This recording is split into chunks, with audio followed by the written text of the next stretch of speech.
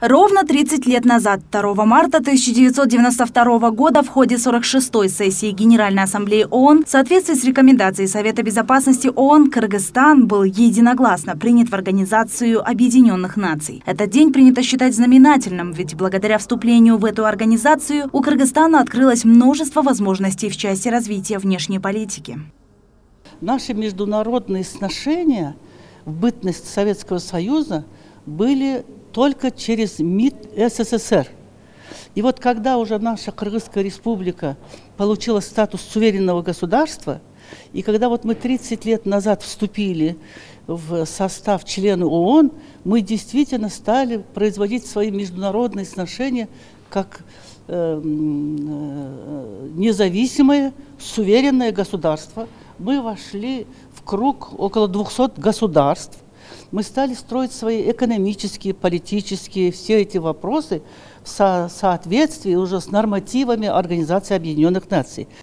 Сотрудничает Кыргызстан с ООН в самых разных направлениях. Взять даже сферу сельского хозяйства. Продовольственная и сельскохозяйственная организация ООН всячески поддерживает страну. Реализуются проекты, в которых ведется обучение фермеров современным технологиям ведения сельского хозяйства. ФАО с удовлетворением отметили важность выделения государством средств на развитие сельского хозяйства в размере 26 миллиардов сомов.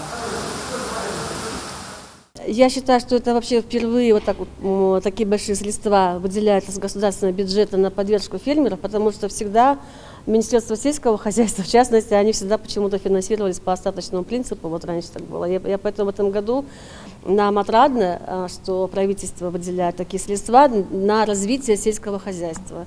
И в чем ФАО, наша роль? Вот, ФАО мы как раз продвигаем именно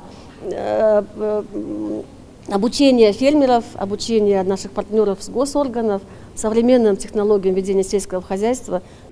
Стоит отметить, что и наша страна вносит свой вклад в развитие Организации Объединенных Наций. За годы независимости по инициативе кыргызской стороны Генеральная Ассамблея ООН приняла такие резолюции, как празднование тысячелетия кыргызского национального эпоса «Манас», Международный год гор, устойчивое развитие в горных регионах и многое другое.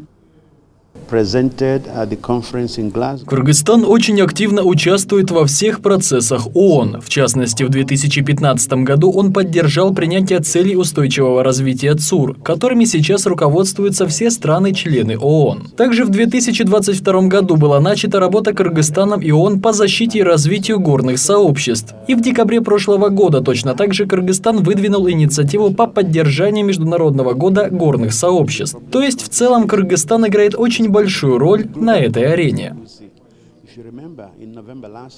Сейчас же ведется работа по продвижению кандидатуры Кыргызской республики в Совет по правам человека ООН на 2023-2025 годы и в непостоянные члены Совета безопасности ООН на период с 27 по 28 годы. Айзада Урумбаева, Нурдан Карыбеков, Пирамида.